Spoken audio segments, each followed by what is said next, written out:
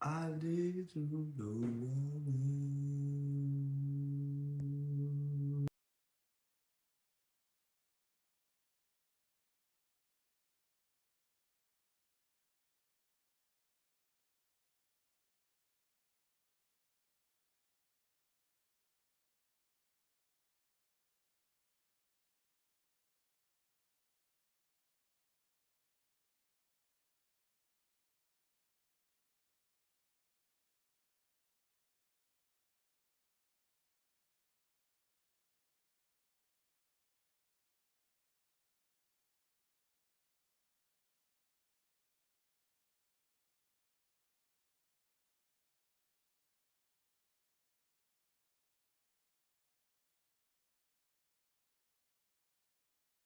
What it do? I go by the name of BREE, represent that self-made hustle TV where the hustle has to be in. You're not on, you make sure you like, share, and subscribe, man.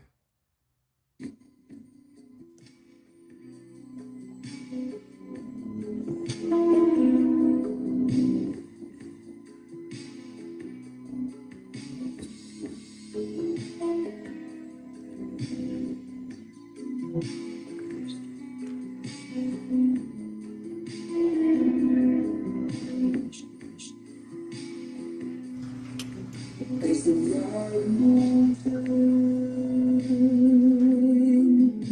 love takes on new meaning.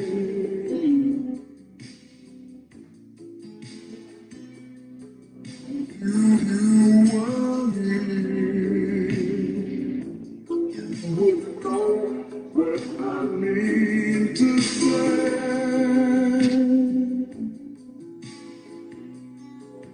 The confession leave me only waiting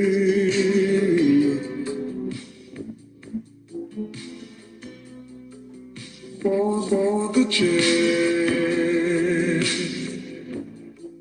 I only want to love you more. Can't you understand it?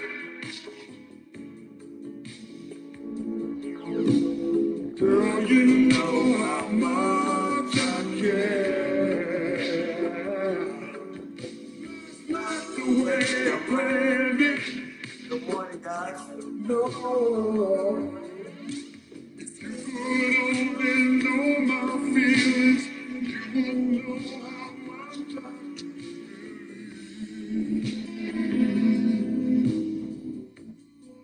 if you want you tonight.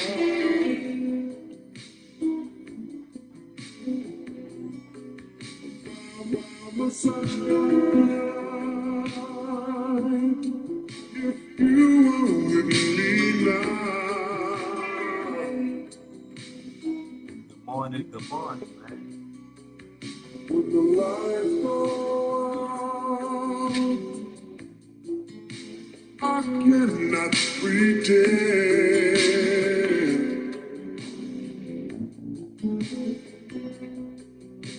this man's too big all for me to be in alone. Oh, no, no, y'all in that like button, man. No. No, I gotta start out for the ladies. One more jam and we're gonna get into the content, man. One more jam, man. Don't know who I want, it's the one I want. Oh. Play this shit on TNT. This feel on the key. Yes, you call it, got the king of hip hop. Hey. Niggas dying, falling stars through the night. And I've been thinking about you every night. If you happy, I know that I should be alright. Cause this tragic and I can't sing for the decide. And I think I should leave. Should I leave it alone? Should I try? I can't lie, I be wrong for the cry. But don't caught up with these hoes, they gon' follow. Ballin' like a baller blocker. Every time I catch my feelings like I'm in a bottle. And you probably find my horse somewhere lost in Nevada. Don't know who I want, you the one I want. Never said I don't, that's that money talk. Drunker than a skunk, it go down, you know. Choppers in the trunk, baby, this let's slide too. But I need your love, not right now, baby. I'm not on no drugs, not right now, it's the truth. I apologize for you looking like a fool. I can't hold you right now, so I've been holding on my tooth. I don't want my ex, I don't want no bitch I had. I just want a chance, hopefully I make you glad. If you turn me down, tell the truth, I just might spaz. If pull around, laugh, I just probably bust the ass. And I think I should leave, should I leave it alone? Should I try or I can't lie, I be wrong for the cry. But I'm caught up with these hoes, they gon' follow. Ballin' like a baller blocker. Every time I catch my feelings like I'm in a bottle. And you probably find my horse somewhere lost in Nevada.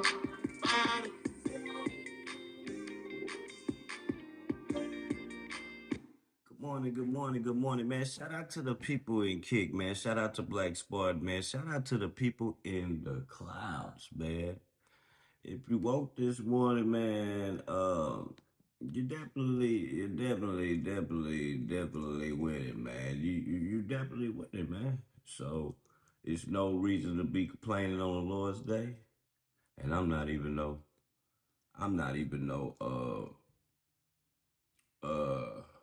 I'm not even no spiritual, none of that type of church going person, man.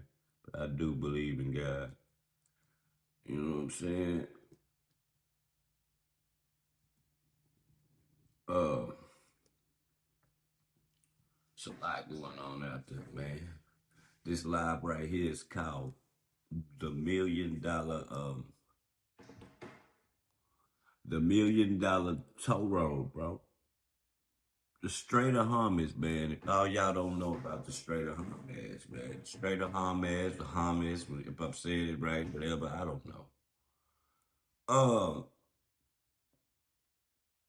you know, we always had power, we always had control because we got the most money over here. You know, so we feel like we could steamroll other countries. We done it for years. You know, money is power. So you got to understand, Iran finally got the upper hand right now. They got the upper hand. I'm gonna tell you why they got the upper hand, man. They closed down the Strait of Hormuz. They closed it down. They said no ships could get through there. They're responsible for 20% of the oil of America, not the United States, not the of America, 20% of America's oil. They shut it down. That's why you go outside, the gas prices are to the roof. Groceries to the roof. Because to get the groceries here, it takes gas, fuel. Okay. Um, have y'all ever been on a toll road before? I'm pretty sure all you drivers, y'all been on the toll road where it used to be you used to have to pay first, then you get to go. Now the new way toll road, they got cameras and shit, you know. Used to be you pay, then you get to go. Yesterday it was only 4 ships that went through. You wanna know why it was only four? Well, it was either two. I'd have heard two on the news, I'd have heard four. I don't know what it is. Let's just say four. Y'all wanna know why it was only four ships that went through? Because they charging $2 million a ship, y'all. Now let me remind y'all, these ships used to run freely. These oil tankers used to run freely, fee free, hundreds every day. Now they told them people, man, we finna create a toll road. This little line of water, y'all can travel this way for a small $2 million fee a ship. You know how many ships go through that shit? Listen, dog, I'm gonna tell y'all something. It's a lot of money. That's a lot of money for some shit that we used to do for free. We just used to roll through that bitch, fill our shit up, take it to where it go. Now they got stops you, and they say if you don't pay, you try to slide your ship through. You know what's gonna happen to it. So I'm sitting there scratching my head trying to figure out why do people still trying to get through there? What if you pay the people $1 million and then they still blow your shit up? Like, nah, this is gonna cause a predicament to where the shit is gonna go sky high. Sky high. I told y'all this, dog. Y'all be thinking, man, that when we go take the oil away from them, we gonna make the price go down, bro. We got enough. We already got our own oil, bro. We already have our own oil. They can put a price on it whenever they want to. They're not. But I try to explain to y'all people, these are different times, dog. We looking at the way that the old times used to be when um you make deals and shit go back straight. It ain't like that no more, dog. Everything is about money. So they gonna switch the demographic of the problem to try to make some money off of it. That's anybody would. So what I'm trying to say is if you're paying the price when it's high, why would I drop it? Why? We're talking about demons. We're not talking about regular people like me and you. We're talking about demons making these decisions. Why would I why would I go backwards? If I can't I'm just insinuating, dog. If I came out with a sneaker, self-made sneaker, I was charging a certain price for it at first. With the tariffs and shit, it forced me to slightly make my or whatever price make my price higher than it was. The people was paying my price when it's low. When it get higher, they still paying.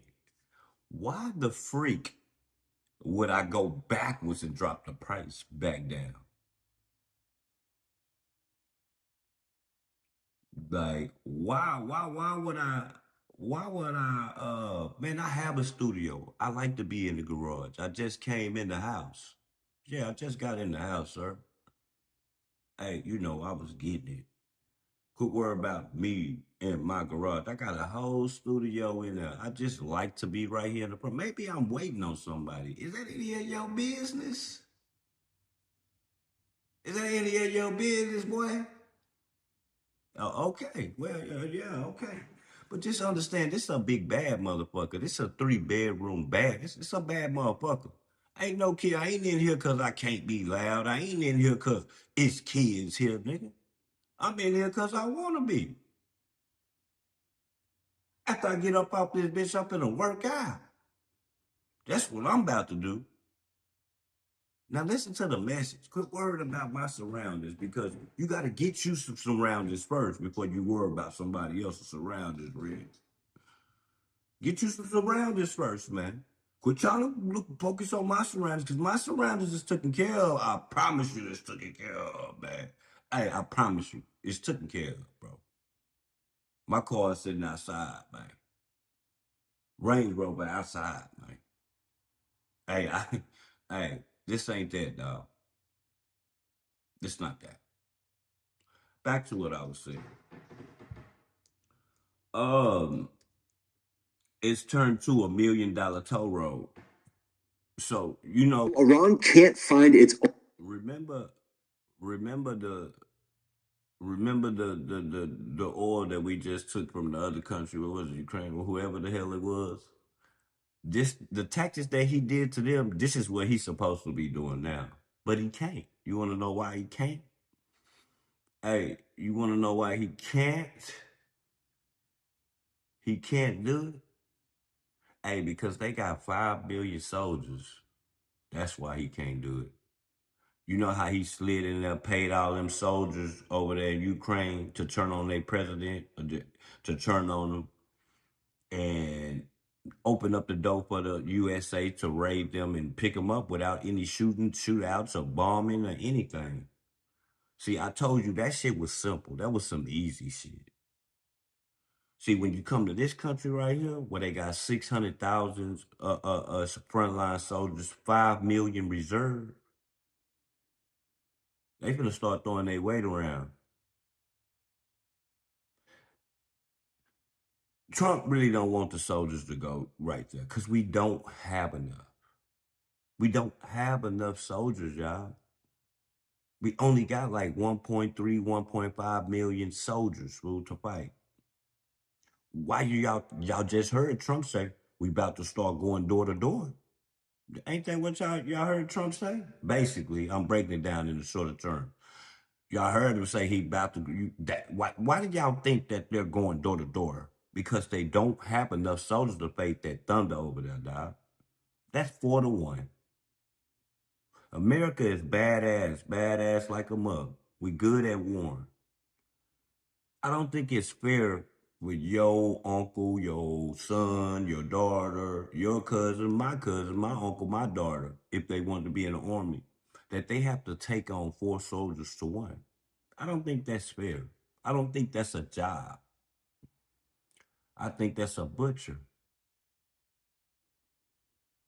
It's a lot of lives gonna be messed up in this situation right here if they don't correct it. And he raised the age too on top of that. Old niggas, you know how they be called? Unks can go fight in the war right now. Unks. Y'all think it's a game. This is the shit I've been telling y'all about, but you know, cause I'm black, I'm a street dude, I'm a felon. Hell, he don't know what the hell he's talking about. Telling y'all, dog.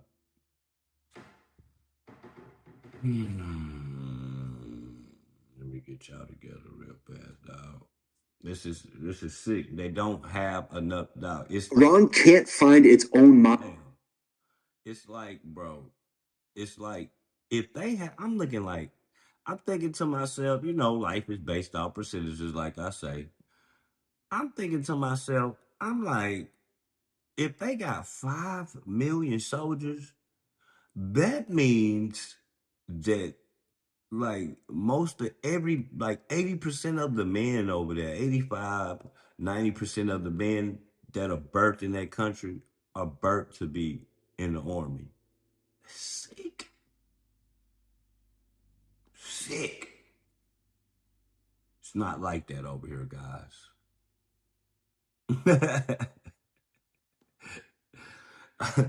Hey, them numbers. We're going to be covering Them numbers ain't numbering, y'all. They're not numbering, dog. Y'all gotta understand that that's a bad number situation, dog. That's 4-1. We can't send the whole 1.3.5 million over here.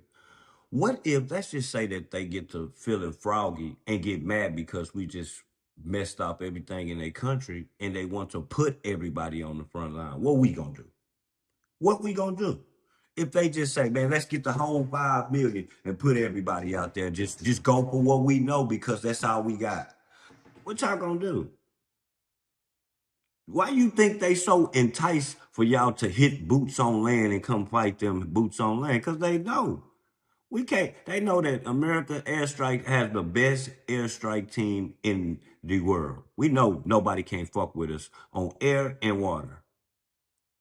But on land, they got more numbers. They got more numbers, man. We might could have some elite training. Man, I don't think that's right. I don't want to be going against 4 of them and 1 of me. I could be the coldest man with my rifle, marksman. I don't think that's cool. Yo, it's not fair to your children. It's not fair to your dads that's fighting over there to have to go over there and fight 4-on-1. That's why they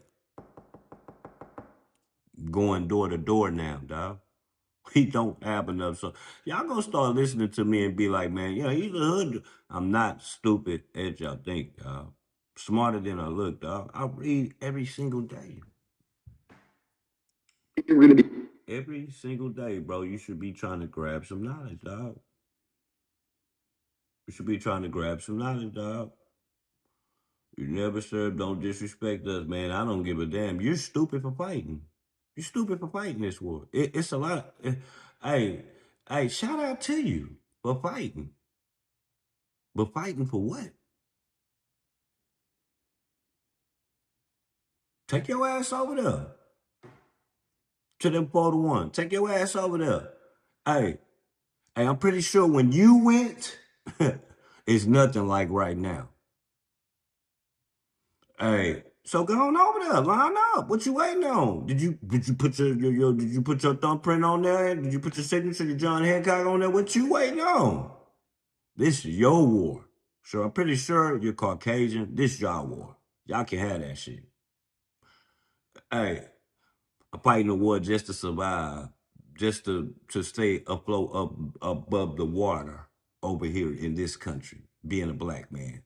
Now, I say that for you. So have fun with that, smart guy. How smart do you gotta be to fight? How smart do you gotta be to fight? I think you'll be a little bit smarter if you come to a conclusion about the discrepancy that y'all have with each other. That will make you smarter. Done. You know, done. Now I'm not a victim. Shit, I make $6,000 a month working. I'm not a victim. I'm all right. I'm fine. I don't need to be rich. God put me in position, straight out the mud. I'm fine. I'm definitely fine. Like, are you? Hey, but I am tired of paying expensive gas prices. I buy groceries out my pocket. It costs a lot. I'm tired of that shit.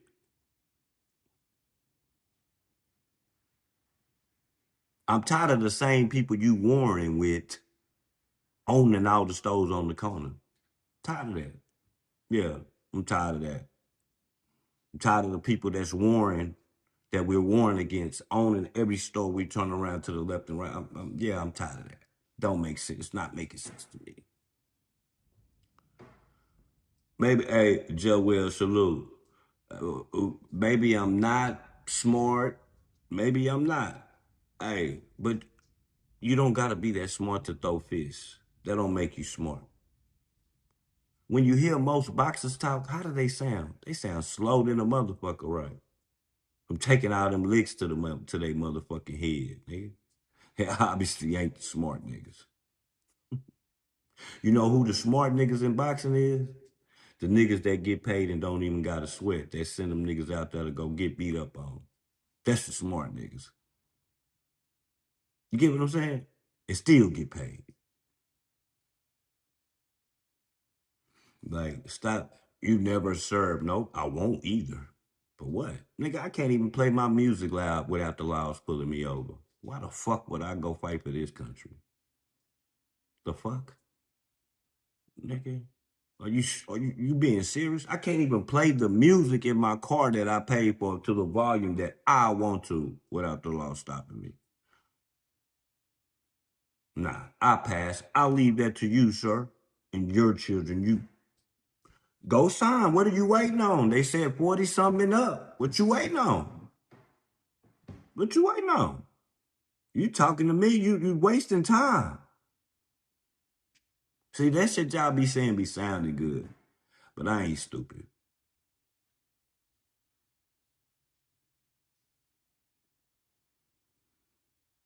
Like, nigga, it's a toll road. It's $1 million toll road. That's what it turned into.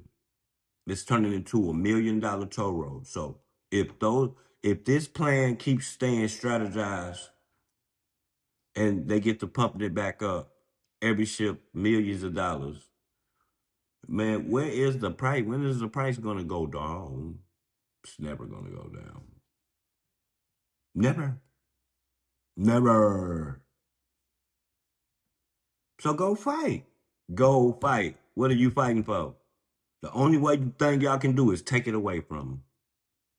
Go ahead. What y'all waiting on? What y'all waiting on? The only thing y'all can do is go take it from them or pay to play. Don't see no prices going down, sir.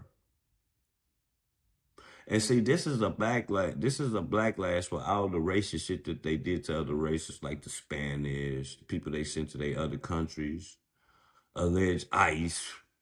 You know, bro, you said y'all put them people in them cities. Y'all put them people in them cities to for the dangerous gang members and shit. Well, how come 80% of 87% of the people that y'all locked up never even got a criminal record? They just didn't have their paperwork together. Hell yeah, it's wrong. They got to leave. But I'm saying, where are the violent criminals that you was going to catch? My nigga, you could stop it. That was racist. That was racist towards the essays. Shout out to the Spanish. Shout out to the Caucasians. Ain't nothing racist about me. This is not about race right here. What they did to the Spanish, yeah, that was. This shit right here is about paper. They don't give a damn what you look like. If I come out with a product and I had a lower price and I was forced to up the price, and I had a lower price and you paid it, and I upped the price and you still paid it, why the fuck would I lower the fucking price? It's a business, dog. Y'all cuckoo. And the devil's got the ball. It ain't like civilized people have the ball. The devil's got the ball. What you think they gonna help us? Man, good luck with that. $2 million ships, $1 barrels for every 50 gallons, man. Listen to Will, what Will is saying. Dog, the ships cost more than the oil.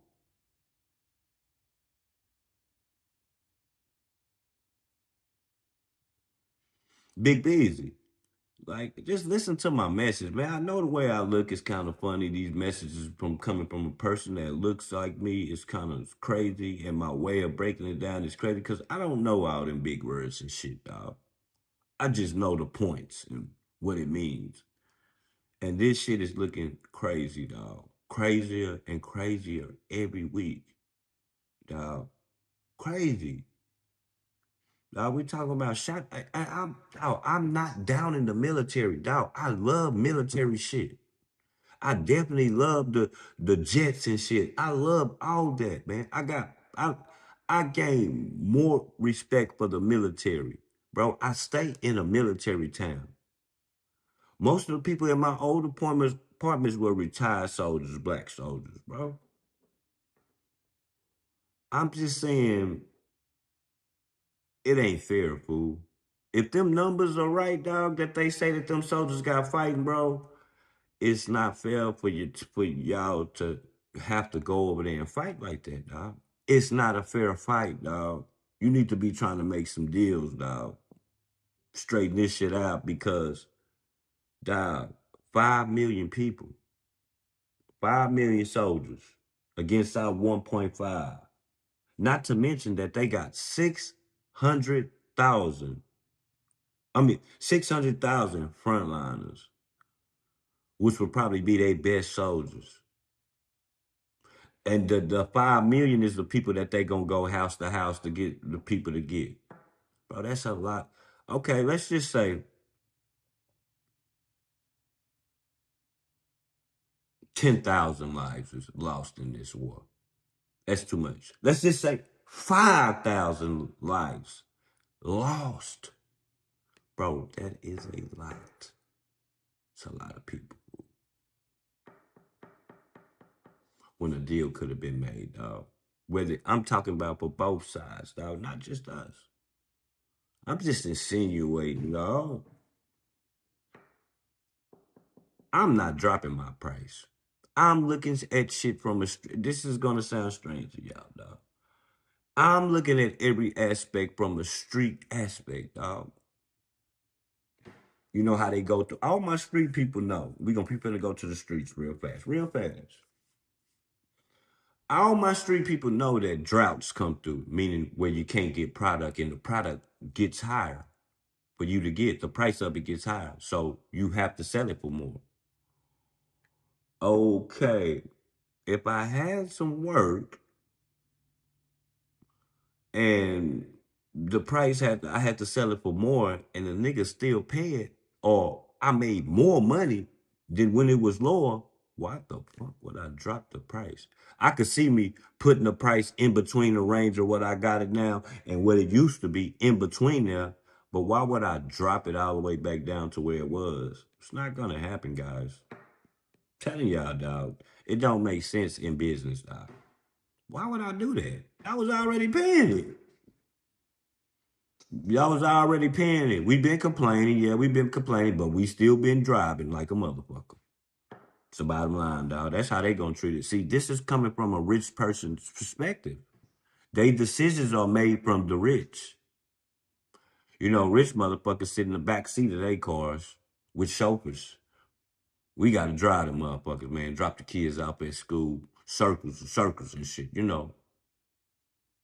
Shit ain't fair, dog. I'm just trying to explain to y'all, dog, why would I drop the price, dog? If y'all paying it, nigga, y'all go, man, it's about the money. Fuck your feelings. You know what I'm saying? Like, shout out to all my kickers, man. Shout out to my kick people. I see y'all over there.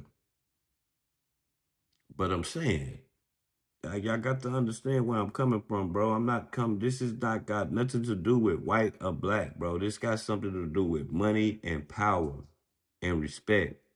And for the first time, them people finally got the ball in their court and they got the ball in their hands where they could slam dunk it every time with that toe roll.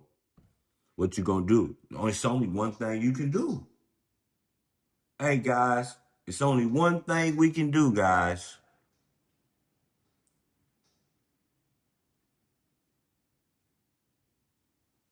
Put that mask on, nigga, and go over there and take something. Hey, I'm just saying. No, I don't agree with this. You're gonna have to put that mask on now. Or pay to play.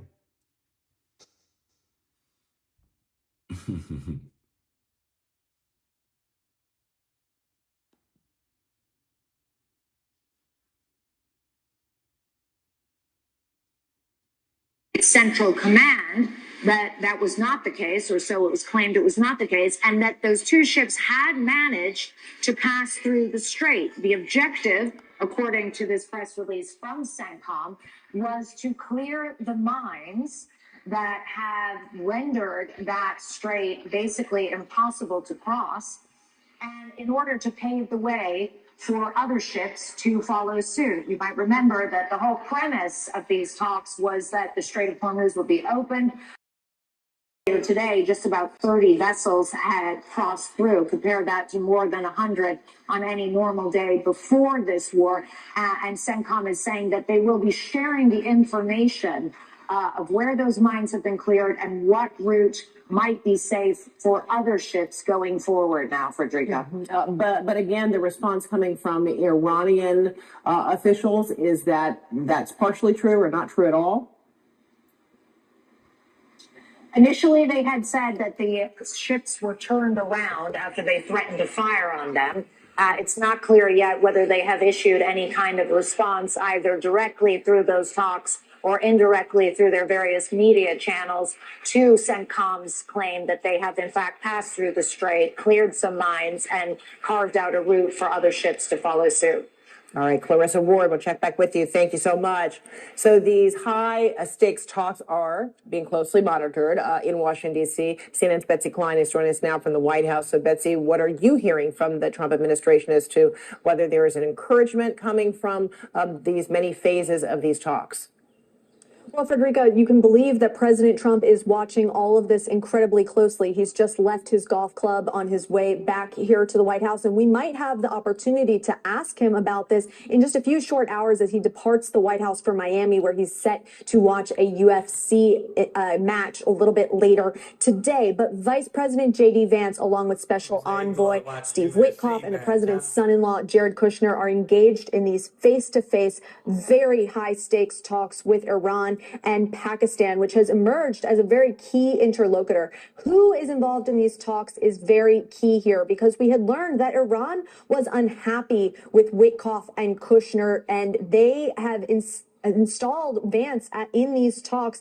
Iran, we've reported, believes that he is a more reasonable negotiator, so we'll have to see if that bears out. But Vance ahead of time had said he would know relatively quickly if Iran was willing to engage in good faith negotiations. And as Clarissa laid out, I think it's a positive sign that these talks have been ongoing for roughly 5 hours at this point. But Vance, a very high stakes moment for the vice president here, seeking to position himself as a peacemaker on behalf of the Trump administration. But at the heart of these talks, in addition to reopening the Strait of Hormuz, that critical oil thoroughfare, is this 15-point plan put forth by the Trump administration, and reconciling that with the 10-point plan put forth by Iran that we've seen circulating on social media from Iran state media. Now, the White House says that some of these plans that have been circulating are fundamentally unserious, but they say that there is a more workable plan that they were engaging with Iran on privately behind closed doors. So we'll have to see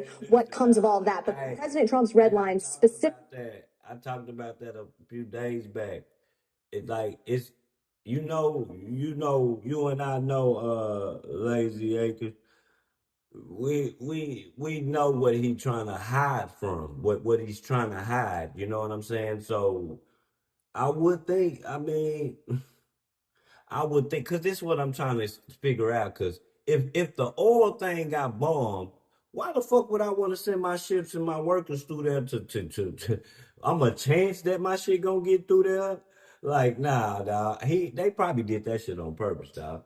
You don't go bombing people resources when you go to war. You don't bomb their resources. You go to get the soldiers. The resources can't shoot at you.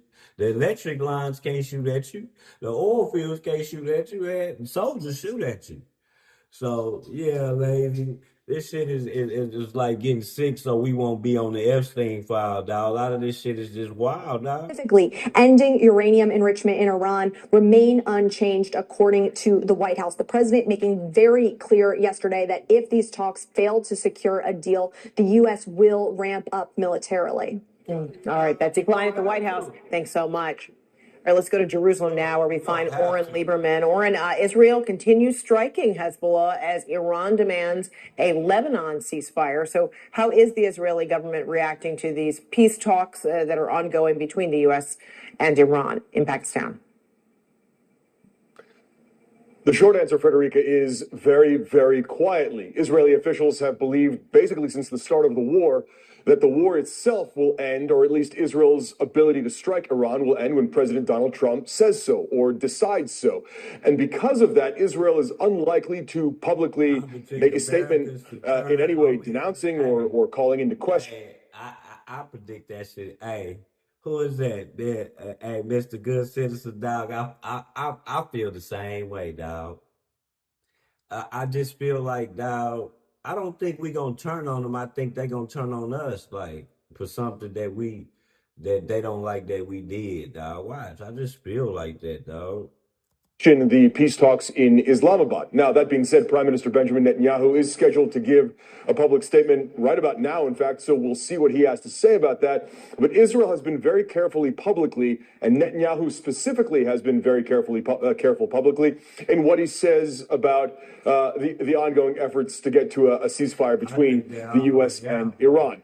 We know behind the scenes, Netanyahu is very much in favor of continuing the war, and reportedly that type of shit, they ain't gonna even let us know. They already get mad at the news that if they put out certain information that they could be jailed. Even us, the bloggers, they said, when that bomber went down a few days ago, the people, they have to rescue. They got to rescue them people because they eject out the jets or whatever, and they be in the middle of nowhere, and it's critical. So some type of news put it out, and Trump was like, "Man, he gonna put them people in the feds, man, who put that information out." So we gotta watch. They make dealing with Trump. We can't even blog. We gotta watch how we blog about this stuff now, dog. Suggested or pressed Trump on saying that now is not the time to pursue a ceasefire with Iran. And the Israeli military has made clear they have plans for at least a continuation of the war and more targets on their list. Now, the reason Lebanon is so crucial here is that Iran insists that a Lebanon ceasefire is part of the overall ceasefire. Listen, they already saying a lot of the war tactics, the way that Trump is using the army is illegal. They saying it's illegal. They don't care. It's a lot of the tactics that they doing is illegal that Trump uses, the way he using the army. That's why they was trying to take all that power away from him so he can't just go do this, tell the army. Like, you get what I'm saying? But it didn't work, dog. It didn't work because he still got control of it, dog. They was trying to take the power out of his hand because they don't like the way he uses the army, bro. Hey, they said you're not supposed to use the military as cops. Period. Period, bro. That's a law that I know he broke off top. Off top, dog. Whereas the U.S. and Israel certainly have other plans here, and that's clear in Israel's continued strikes on Lebanon, with more than 200 strikes over the course of the past 24 hours, according to the Israeli military. So it is Israel's continued fight against Hezbollah and the war against Hezbollah that could derail the talks that are happening in Islamabad if Iran decides to step away because of that. And that's why it's such a crucial aspect here. Now, Frederica, there are talks scheduled to happen, direct talks between Israel and Lebanon next week in Washington, but we'll see if those come to fruition, just as we'll see if what happens in Islamabad leads anywhere. All right, now to the high-stakes peace talks between the U.S. and Iran underway right now in Pakistan. Vice President J.D. Vance is leading the negotiations for the U.S.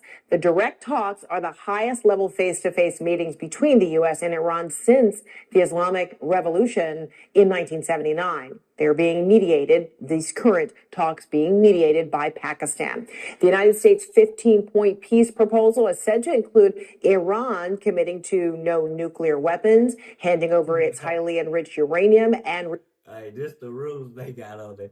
They gonna make some rules for they shit. How you gonna make some rules? Nigga, that's not the United States. Hey, I don't know why they be thinking that, dog, they have to do what we say. They don't gotta do what we say. Like... reopening the Strait of Hormuz. Iran's 10-point plan calls for Iranian control of the Strait of Hormuz, reparations for war damages, and the withdrawal of U.S. forces from the region. President Trump has warned Iran if a peace deal is not reached, the U.S. will ramp up its military action in the region. We've got team... frozen assets to be unfrozen so that they can see sort of financial relief there as well. So it's a Iran negotiators say we have goodwill, but we do not trust. In quotations, nigga. I told y'all that, dog. I said, dog. These people, dog, they don't want to, like, they scared because it's looking like if you don't make the right deal with them, they're going to take over your country, bro. And steal your resource. That's how it looks, dog. Like, he say, it's a Iranian negotiator says, in quotations, capital letters, all caps. You know what that means. We have goodwill, but we do not trust. So from Iran's perspective, there's a lot that they're bringing into this. And the assessment is that they still have a significant amount of their weaponry. What I've been hearing from sources is that Iran is believed to have perhaps 30-odd% of its drone capability left, more than 50% of its ballistic missile capability left. It still has the leverage over the Strait of Hormuz. And you see, like what he trying to say is like Like we blew up a lot of stuff, bro. We blew up a lot of their stuff. They most valuable assets that they used to war with. We blew that shit up.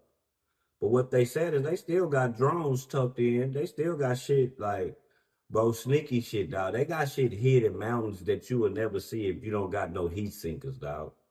It's mountains of sand and dirt with no street lights, y'all.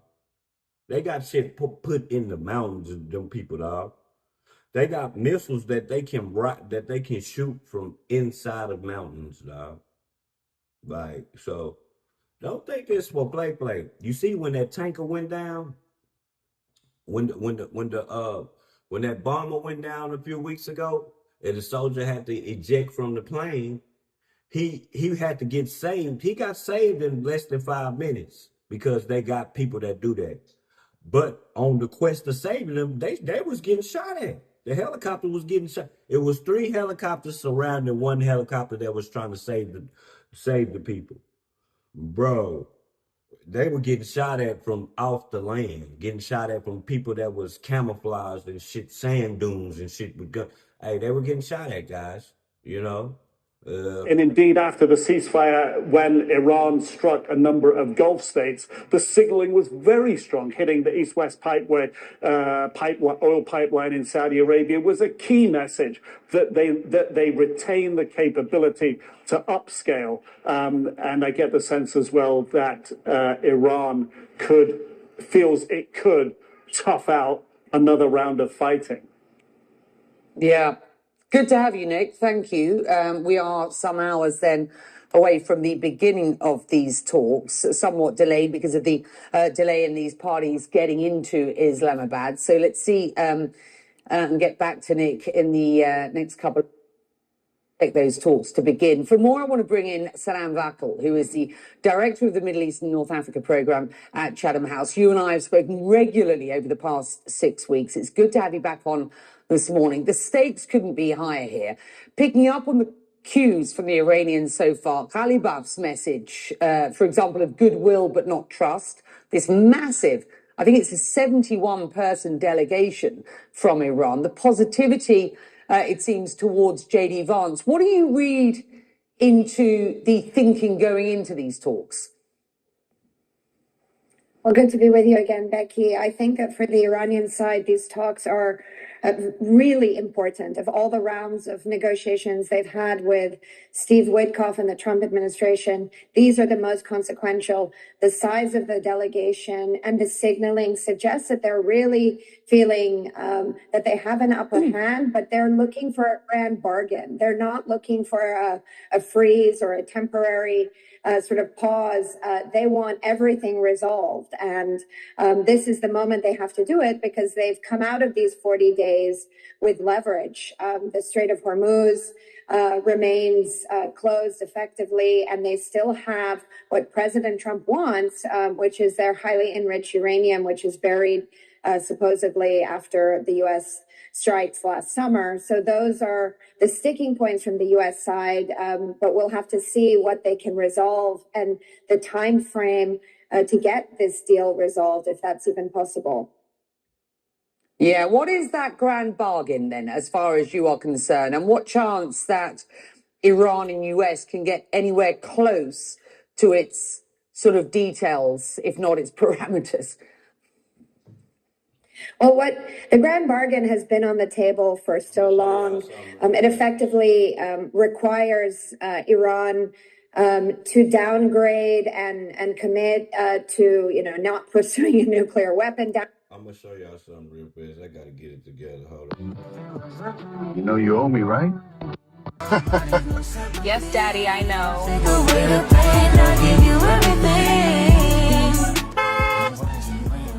If this world were What up, gang? How you been? I'm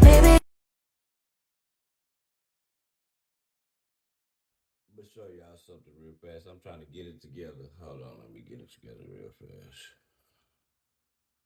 All right, we're gonna go to this one first.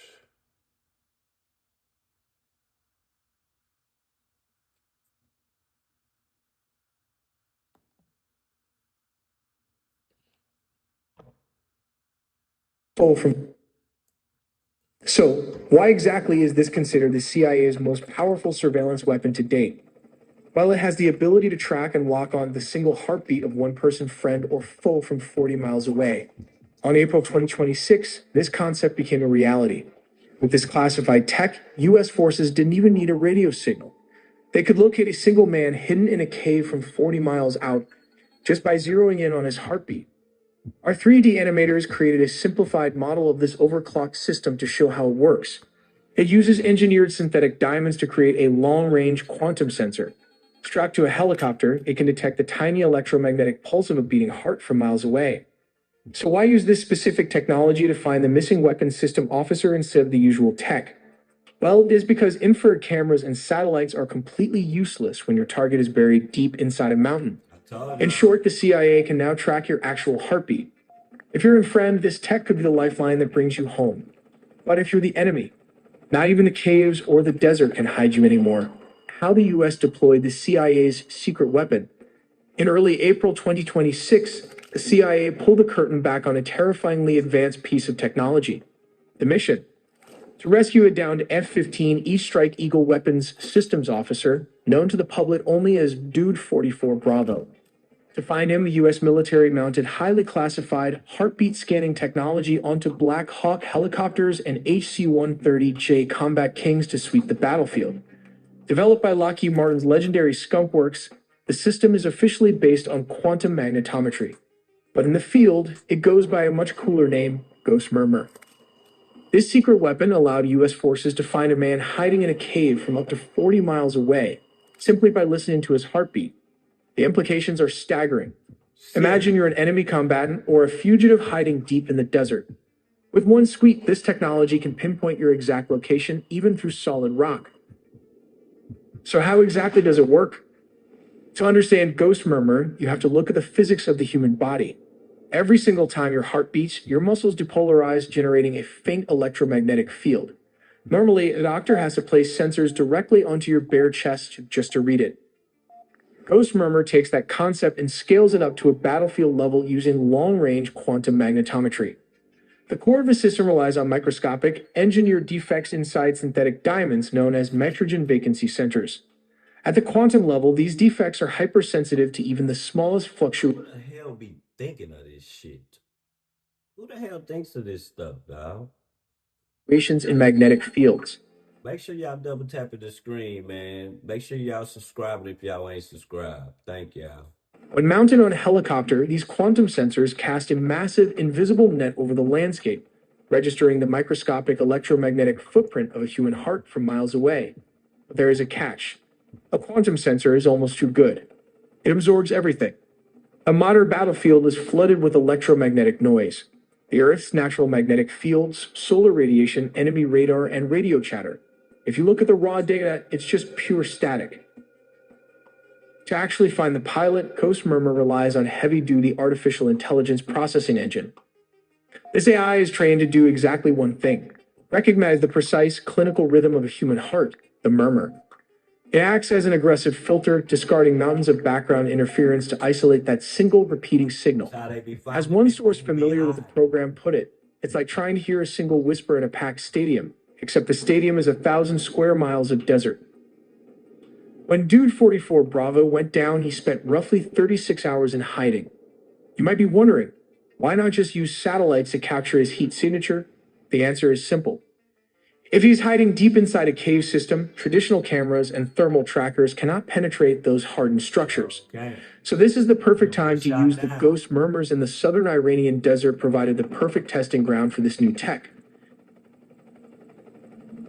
It's a low-clutter environment with almost zero electromagnetic interference and very few competing human biological signatures. Ghost Murmur is also entirely passive. It doesn't broadcast a signal. It simply reads the environment. The downed airman didn't have to break cover or risk radioing for help. As long as his heart was beating, he was a beacon on a CIA monitor. When the sun set and the desert temperature plummeted, search and rescue teams paired this quantum heartbeat detection with traditional thermal imaging. They locked onto his exact position, cross-referenced the data, and sent in the recovery team. The name of his program is deliberate. Murmur for the clinical rhythm of the heart, Ghost for locating an asset that had effectively disappeared. During the rescue, a lot of people were asking, why would the U.S. willingly destroy a $200 million plane? Well, the destruction of that C-130 in the Iranian desert is a stark reminder of just how unforgiving modern special operations can be. The Ghost Murmur hardware and the highly classified CIA tech packed inside these aircraft are so advanced and so vital to national security that the planes themselves become completely expendable. To the U.S. military, deliberately burning hundreds of millions of dollars worth of equipment isn't a failure. It's a necessary sacrifice to keep American secrets in the dark, deny the enemy a massive technological windfall, and most importantly, bring American personnel home alive. Now you might be asking, why did the weapons system officer not just use a radio or a coded signal to broadcast his location? You see, like, because on them helmets that them aircraft drivers have, it's got like some sensors. So when you get like jammed up and you in somewhere where you can't do nothing, you can let off a sensor and the USA can find it from your helmet that you got on. Reality is that Iranian signals intelligence is much more sophisticated than most people realize. They have dedicated units specifically designed to hunt and track continuous broadcasts. When their F-15 was shot down by a surface-to-air missile, both crew members managed to eject, but the weapons system officer was injured in the process. His immediate objective? Get to higher ground. Despite his injuries, he hiked over 2 miles and scaled a 7,000-foot ridge line. While dodging capture, he managed to trigger his emergency beacon, pinging U.S. forces so they could begin tracking his location. But he couldn't just stay on the radio. His communication had to be sporadic if he transmitted too often. The IRGC's signals intelligence teams who were actively hunting his frequency would pinpoint his exact coordinates. In a hostile evasion scenario, a standard rescue beacon or a coded message isn't a lifeline. It's a homing beacon for the enemy. And that is exactly why the Ghost Murmur is the perfect tool for tracking a soldier behind enemy lines. To buy the downed officer time, the CIA launched a massive disinformation campaign inside Iran. They started leaking rumors that U.S. forces had already found the WSO and were attempting to smuggle him out on the ground. It worked perfectly. This phantom ground exfiltration successfully diverted Iranian military resources and attention completely away from the actual extraction site. If you're looking to upgrade your digital defense system, you need to check out this military-grade VPN. Think of Surfshark VPN guaranteed. Despite the odds, U.S. Special Forces successfully in helicopters navigated the jagged landscape below radar level and reached their objective, establishing a defensive perimeter around the wounded WSO. But time was up. Just as they prepared to grab him and get out, the horizon started moving. IRGC ground forces, popular mobilization units, and local militias were rapidly converging on their exact location. What happened next was an absolute slugfest. A massive hours-long firefight erupted right in the middle of the day. Remember, I told y'all, I said, see, on the news, they make it like, oh, yeah, they escaped. No one was harmed. But they didn't say nothing about this part right here. Yeah, when y'all was trying to save them, they was trying to like unalive everybody. You know what I'm saying? Hey, look at this ridge. They were surrounded, taking fire from all sides. U.S. operators laid down a withering wall of suppressive fire. Boys come out of the commandos locked down a 360-degree defensive perimeter, guns up, air cover overhead, designed to annihilate any IRGC element that stepped within range. But it was the loitering U.S. aircraft overhead that truly tipped the scales. To keep the extraction corridor from collapsing, American air power continuously hammered the advancing Iranian units. Assets like the A-10 Thunderbolt rained hellfire down. The reason why they use this plane, I've been doing my intel Sheer volume of close this plane because it can fly. It's a big ass plane, but it can fly low as hell, though. Low as hell, like. Air support from the A-10s, Little Birds, and Black Hawks pounded the surrounding Iranian positions, taking a heavy toll and resulting in reported casualties across areas like Qusayr and Kakan. Yeah. That air support bought the ground teams the one thing they needed most: seconds. But one of the most dangerous electronic warfare comes from the disc-shaped objects attached to this Black Hawk helicopter. While the Pentagon hasn't officially disclosed the specific hardware, military experts often call this a soft kill system. So how does it actually work? To understand the weapon, you first have to look at what it did. The Yeah, most likely super candidate low. for a weapon that creates You that kind of understand? internal pressure without external sound is a high-power microwave device. It relies on something called the fray effect. I got one more video for The y'all weapon, after probably this. carried by a Chinook or a Black Hawk helicopter, fires a focused beam of pulse microwave energy, not sound waves, that passes right through the skull. The shit that we got, dog. These beams are absorbed by the water in the brain. The shit that we got, dog, is just like unbelievable, dog. I got mad respect for the soldiers. I don't got respect for the government. I got mad respect for the people who come out with this stuff, dog. And then they make it and don't sell it to other countries. That's what you're supposed to do. You're supposed to make shit like this and make them suck it up. I'm not selling you this shit. You're not gonna get this. This is specifically made for us, just like the B-2 stealth. Tissue and the fluid in the inner ear. This energy causes a minuscule rapid heating of the tissue, less than 1 degree Celsius. But that tiny sudden expansion generates a pressure wave inside the skull. The consequence? The target hears a sound, clicks, buzzing, or a roar that originates inside their own head, bypassing the eardrums entirely. If the frequency is tuned to the resonance of the inner ear, it violently disrupts the body. Now, I told y'all, dog, that they got some shit. They said the B2 has a jammer to where the people who trying to shoot the missiles at it, like it makes a frequency through the headphones to where it's so loud that they will have to chunk the headset, dog. Like they not only beating you with guns, they beating you with frequency and smartness and like, dog, listen. Them frequencies will hit your ass, them sound waves will hit your ass, nigga. You don't know. You would think that God, the Holy Ghost got in your ass, nigga. Body's balance, causing immediate vertigo. At higher power levels, that rapid tissue expansion can rupture capillaries, leading to the reported nosebleeds and internal trauma. There's another possibility, a weaponized infrasonic pulse emitter. Instead of a continuous beam, this device would fire high-intensity slugs of low-frequency air pressure below 20 hertz. These waves travel through... We're talking about take you out with a frequency, bro. We don't even got to shoot you or bomb you. I can take you out with a frequency, dog. The body match the resonant frequency of internal organs like the stomach or lungs. High-intensity infrasound can actually cause cavitation, the formation of bubbles in bodily fluids. When those bubbles collapse, they create tiny shock waves that damage tissue. Boy, they said, dog, once it gets to your system, boy, it's going to make all the liquids in your body start boiling like water. You see this shit? Once the frequency hits you, it's going to start boiling like you try to cook you a soup, man. We're talking about on the inside of you, dog. The target feels an intense vibration in their gut, leading to severe nausea and effectively paralyzing them with pain and sickness. Tactically, the reports suggest U.S. forces use this technology as the ultimate force multiplier. Right. Eric. The result was that the hundreds of Venezuelan guards mentioned in the reports were fought. Who the hell?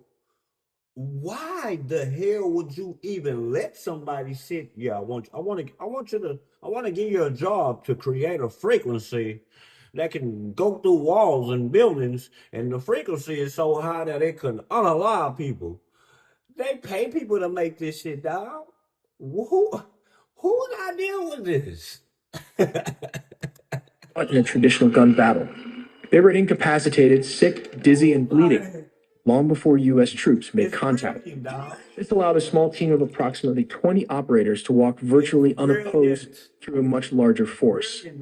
We make original videos from scratch and Dog, that's brilliant, dog. Whoever idea it is, dog. That's why I told you I got respect for the people fighting. The people who making the weaponry, I definitely got respect for them. Because the stuff that they got, y'all, is, bro. Y'all think it's something. Man, this shit is... We're going to go one more video, y'all. The Strait of Hormuz blunder, how Iran missing mind maps are accidentally keeping the strait closed. That's the mess in the Strait of Hormuz right now. What y'all don't understand is y'all like, well, why can't we just roll when we want to roll? Fuck them and just roll through that bitch. You want to know why you can't roll through that bitch? Because it's like they put up a barrier full of mines. Soon as and these are new wave mines, man. I know y'all seen the old wave mines, bro. The mines have like cameras on them, bro, to sense any big shuttle that's coming near it, bro. You don't even see the old mines. They had to touch it, then it explode. Nah, this ain't that. Once that sensor tracking, it's like you know, them lights you got outside when people walk, the light turn on. It's like that. If you get close to it, a big gust, it's gonna blow up, bro. You know what I'm saying? So, yeah. Back in early 2026, Iran's Revolutionary Guard rushed to turn this narrow waterway into a massive minefield. According to the New York Times, it wasn't a strategic masterstroke, it was pure panic. Under pressure, IRG. Be the thing. Other countries do be having the shit. But how many do they have? And I don't think other countries had this because they said they just tested it out. So I'm saying, if they have it, how many do they have? It's just like the steel costs $2.5 billion.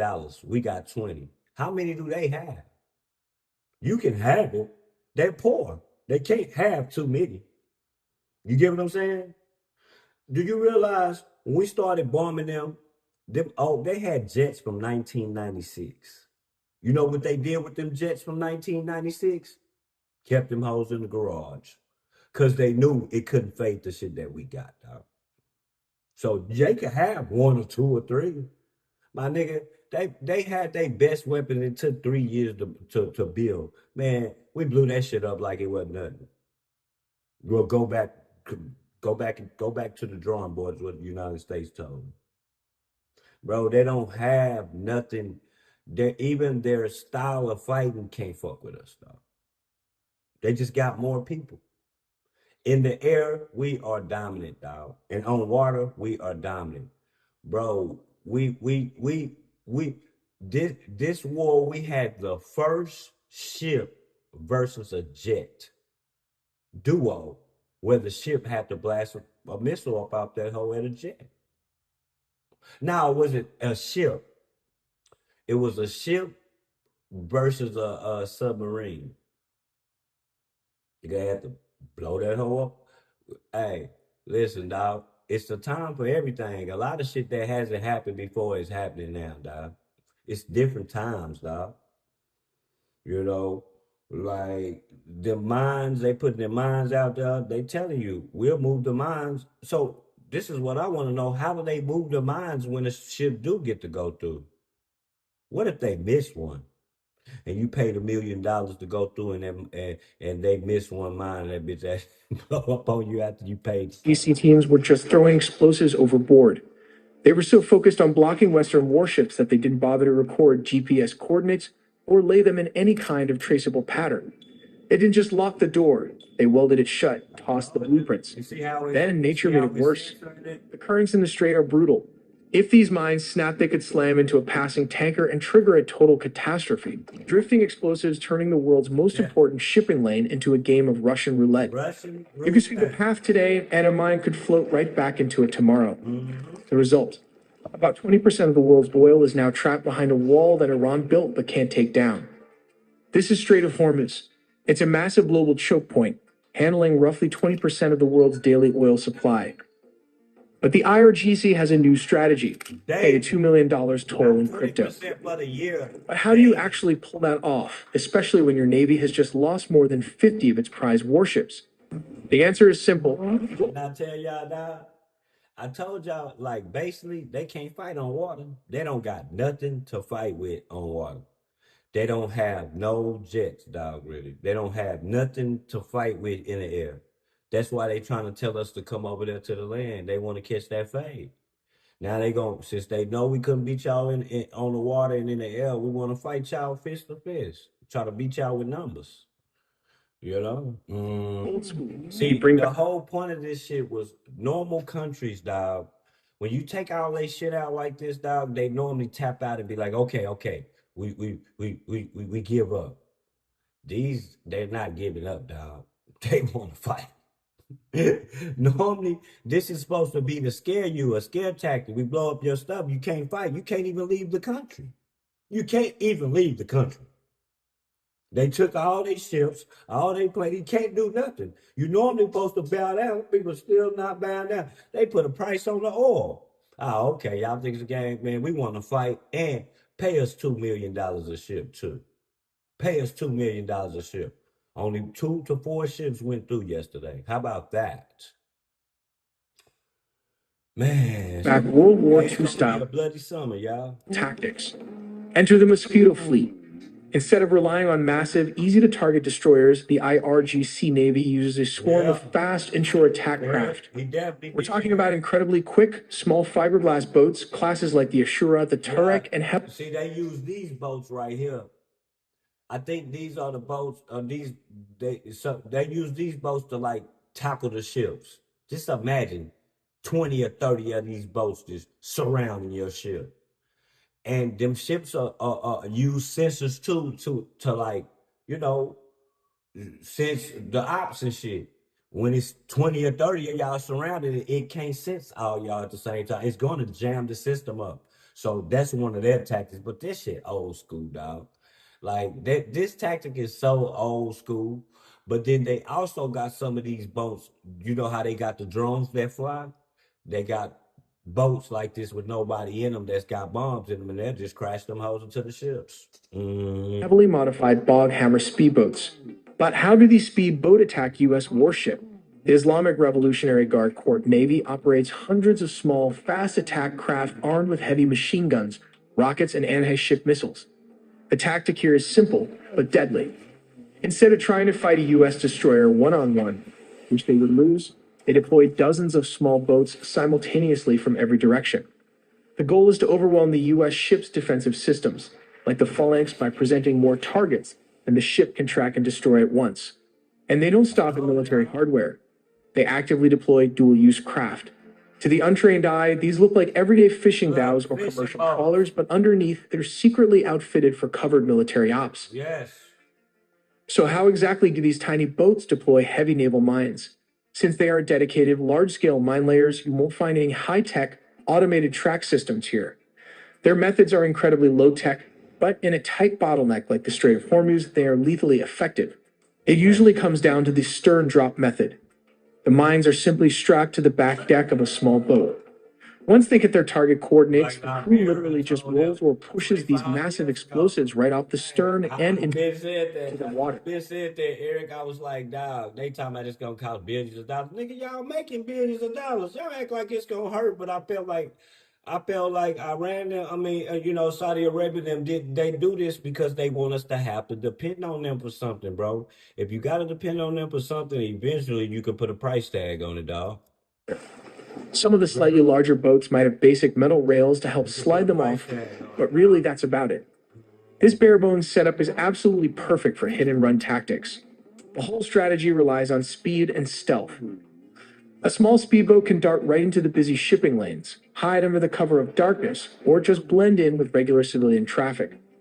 They drop 2 or 3 mines in a matter of seconds and then floor it back to the safety of the Iranian coastline, long before heavy U.S. warships can even get a lock on them. And the weapons themselves. These little boats are tapping into an estimated Iranian stockpile of anywhere from 2,000 to 6,000 devices. They drop everything from simple contact mines, which float near the surface and explode on impact, to advanced bottom mines. Those sink to the shallow seafloor and just wait, patiently listening to detonate the second they detect the acoustic See, signature. that's the different ones. The different ones is the ones that these are 2 different mines, y'all. See what I told you? The ones that float above the water in case you run into it. That's the old school way. Then you got these ones that sink to the bottom. They got sensors on them. Soon as just any shuttle get close to that bitch gonna explode. Of a passing supertanker. Tell you, don't explode. How the U.S. is using the preemptive capability destructions to strike the 16 mine-laying ships. This is strategy 1. Instead of waiting for the mines to hit the water, which would force dangerous mine clearance operations right under enemy fire, the U.S. took action first. They struck the vessels before they could even deploy. It's a textbook preemptive denial strategy. This whole war was beat them to the punch. Ain't no racing to y'all weapons because we already tore them up. That was the whole point. And that should have made you really not want a war against us, but it didn't, dog. When somebody blow up all your weapons before you can even strategize a plan to load up and what you gonna use, they already torched it. destroy the enemy's means of attack before they ever get the chance to use it. Here comes strategy number 2, intelligence coup precision targeting. This strike wasn't a guess. It was the direct result of highly actionable intelligence on Iran's operational plans. The U.S. layered signals intelligence from RC-135, maritime surveillance from P-8 Poseidons, and human intelligence.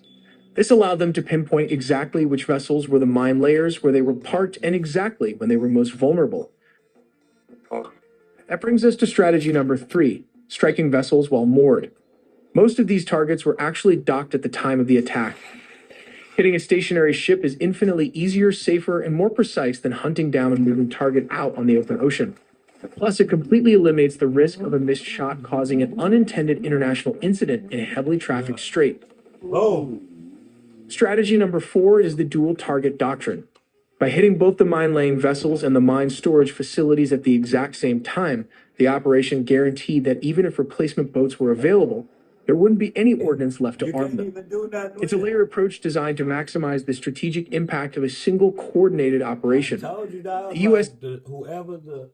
whoever the strategist is or whatever you call that stuff, I told you I don't have them big words to write correct words, but you know what I mean. Whoever is the person that put together the strategy for the soldiers, bro, they deserve to be a millionaire because they cooked these people, dog.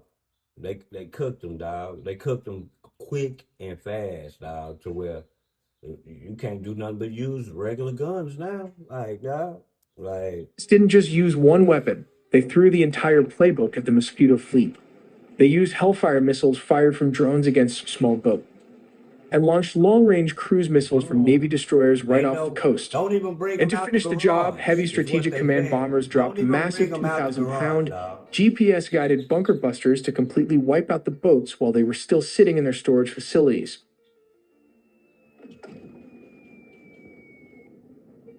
This is a U.S. Central Command comeback footage where a Hellfire missile engaging enemy mine-laying vessels. Watch this. Pausing on this still image confirms its identity as a Hellfire, a munition frequently deployed from this MQ-9 Reaper drone. This vessel is one of 16 destroyed by this type of munition. It underscores... Bro, I can't even lie, dog. I wish I could shoot one of them hoes, dog. I just want to... This is crazy, dog. I'm telling y'all, I'm crazy like this, dog. I just want to be on one of them jets and just shoot one of them hoes at one of them. Just, I want to see how it feels to watch that bitch just explode, dog. I'm telling y'all, I'm crazy like that, dog. Crazy. ...was a crucial point. Understanding how these small missiles operate is key to understanding how they turn the tide of a conflict and destroy a small navy with a small drone. Let's take a look inside and see exactly how they fire these missiles. He uses a thumbstick to zoom in on a heat signature, locking onto the target. When he's ready, there's a trigger button just below the joystick. A simple squeeze launches the weapon, guiding it directly to its intended target. These enemy targets firing at the MQ-9 reappear, clearly lit up on the screen. I think that's my favorite part about the missiles, is I like the way they let it go. And it looked like they just letting it go, right? It looked like that missile, when they let it off them jets, they just letting it go. Like, dog, that bitch is transforming, has a target, bro. It will straighten up. It'll gain the speed and everything it needs. That bitch just look like it's just flying and it's not going nowhere. Man, that bitch know exactly where it's going, and it's going to go exactly where you tell it to go, too. As you can see here. Even for civilians, there are countless bad actors targeting our computers, which is why we need a defense mechanism, just like the MQ-9 multi-targeting radar system. Similarly, this VP back guarantee.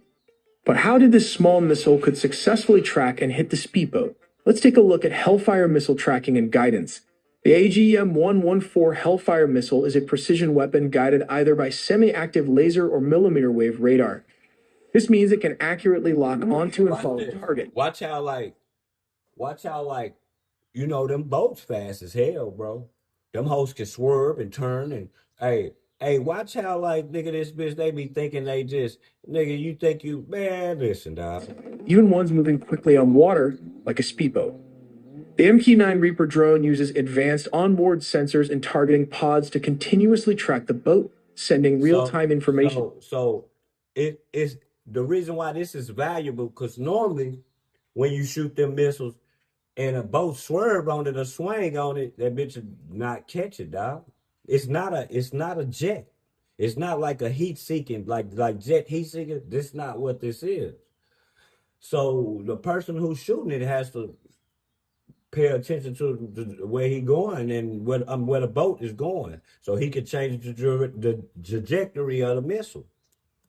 To the missile after it has been launched. This shit is tough. The drone's sophisticated systems can calculate the boat's speed, direction, and maneuvers, allowing the missile's guidance to predict where the boat will be and adjust its flight path to hit the target. Speed and maneuverability matches.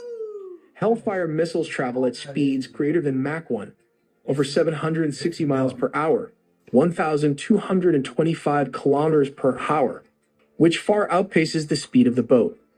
This allows the missile to quickly close the distance and make fine adjustments during its flight to strike a moving target. The missile's guidance system is designed to compensate for evasive maneuvers by tracking the reflected laser or radar signals bouncing off the boat. It continuously adjusts for changes in direction and speed as it hones in on the target. Shaking me. We humming this bitch. Hey, Paired with the MQ-9 Reaper drone's continuous real-time tracking enabled the missile to accurately follow, anticipate, and destroy a fast-moving boat traveling at speeds up to 69 miles per hour. When you add it all up, the U.S. has taken out over 60 warships and submarines in a span of just 10 days. First up is the Joshin. When this Iranian fast attack craft approached a U.S. surface action group, it fired a U.S.-made Harpoon missile, a remnant from pre-revolution armed sails. The U.S. cruiser U.S. Wainwright successfully evaded it using electronic countermeasures and chaff. The U.S. ships instantly returned fire, sinking the Joshin in what became the world's first ever missile duel between warships. Didn't I tell y'all? Warships had a fight with missiles, nigga. This shit never happened in the history of warring. Has two ships fought with missiles. Maybe guns, not missiles. See, they be wanting to test it out. They out there having fun, man. Then came the Sahand. This Iranian frigate sailed out to challenge the U.S. fleet and fired at passing aircraft. The response was immediate. Navy attack jets and the destroyer USS Joseph Strauss swarmed the vessel, pummeling the Sahand with missiles and heavy bombs until it caught fire and ultimately sank after its own munitions detonated. Later that same afternoon, a third ship, the Sabalin, tried its luck. The frigate fired a surface-to-air missile at a U.S. jet. The pilot simply dodged the missile, looped right back around, and dropped a 500-pound laser guide. Hey, just imagine you try to shoot that jet with that weak-ass shit. It's like they shot a 22. You shot a 22. You know, y'all shot that 22 at me. I swerved that bitch and turned right back up, spin a bin on your ass, and drop this bad motherfucker on you, nigga. Directly down the ship's exhaust stack. Stop playing with us, The internal explosion completely crippled the vessel. The overarching goal behind all of this was to secure the Strait of Hormuz, the single most critical choke point for global oil. We make original videos from scratch and animated by humans, so please subscribe to Not. And that's that, guys. Hey, man, listen, y'all. Damn, yeah, man, y'all gotta listen, dog. Like, this is, let me see.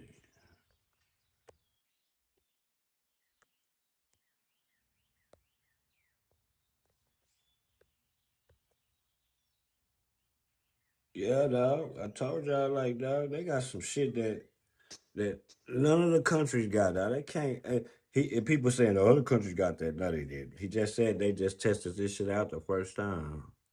Bro, they don't got that shit. They don't got the money to pay for that shit. They don't even got the education to even create that shit, dog. I'm telling you, dog.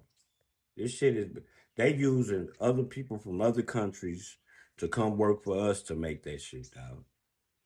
Like, that's how they be finding people in the mountains and shit, dog. Cause y'all gotta understand, when I was talking to my people, they was talking about, I was like, how did it feel? I mean, my neighbors, I was like, how did it feel to be out there? He said, dog, just imagine you being somewhere where the only light is the light that you create.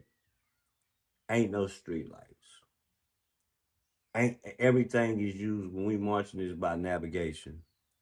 Ain't no street like, nigga. He's like, nigga, we marching in mountains and shit, going in mountains to find. Cause he was like, bro, they be having whole missiles in the mountains, trucks with missiles on the back of them in the mountains, man. People be hiding in the crevices. You see how them people The Iranians didn't know that the people, they knew the people, they shot the jet down, but they didn't know where the people was.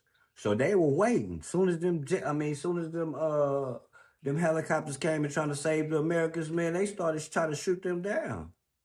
They started trying to shoot them down. They found them instantly. So, and they didn't tell us about that part on the news. They just, oh yeah, everybody's safe and sound. Man, get the hell out of here. But y'all, that's been, man. Y'all been a beautiful audience today, dog. You know, as always, y'all always a beautiful audience, you know, but yeah, there's nothing left for me to really even talk about. It's over with. Like, you know, it's Sunday, man. I'm gonna come back for Sunday Fun Day for my 11K. We're gonna have a party. I don't give a damn. I'll party by my goddamn self. Y'all know me. 11K party. Shit, nobody's proud of me. I'll be proud of me. You know what I'm saying? So it'll be later on, man. So y'all make sure y'all tune in, man. I would have never thought I would have got to 11K. Fool. Never thought I'd have got to 11K. Never thought I would even seen this shit.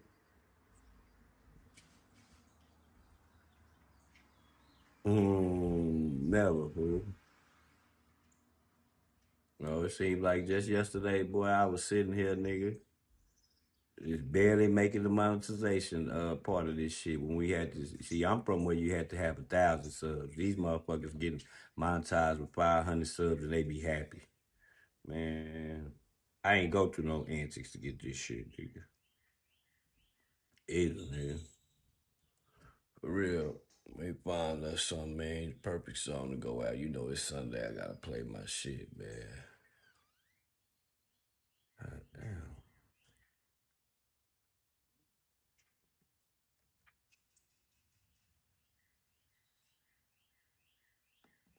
Yeah, cause if you woke today, nigga, you definitely winning, man. I'm gone, dog, y'all.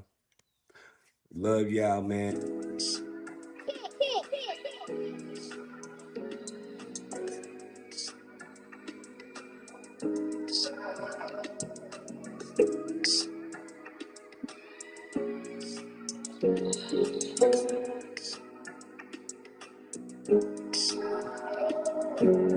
I woke up, I'm blessed. Can't say nothing, say yes. God did, God did, God did, God did, God did, God did, God did. I woke up, I'm blessed. Can't say nothing, say yes. God did, God did, God did, God did, God did, God did, God did. I woke up, I'm blessed. Can't say nothing, say yes. God did, God did, God did, God did, God did, God did, God did. I woke up, I'm blessed.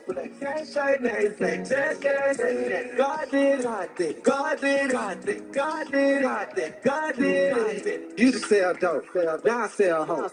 You to be sleep, now so I walk. I was down, now I'm up, Get the Holy Ghost, go do the most. God did it, yeah, I'm cold to cold. Let me hit the flow, let me let them know. God did it, I ain't kidding, I'm for real though. Rock Illy, salute, man. I didn't even see you. My bad, bro. you know the touch you need, that drug of folk. God did it, had to recognize. Before mama died, I had to realize. He'll give you what you want, but that ain't what you need. He'll take a little lesson, turn it to a blessing. God did it. I swear it wasn't the Smith and Wesson. They think I did it. I swear it wasn't me at all. He picked me up. Every time I took a fall, God did it, God did it, God did it, y'all. I woke up, I'm blessed. Can't say, just yet. God did, God did, God did, God did, God did, God did, God did. I woke up, I'm blessed. Can't say, just yet. God did, God did, God did, God did, God did, God did, God did. I woke up, I'm blessed. Can't say, just yet. God did, God did, God did, God did, God did, God did, God did, God did. I woke up, I'm blessed. Can't say, just yet. God did.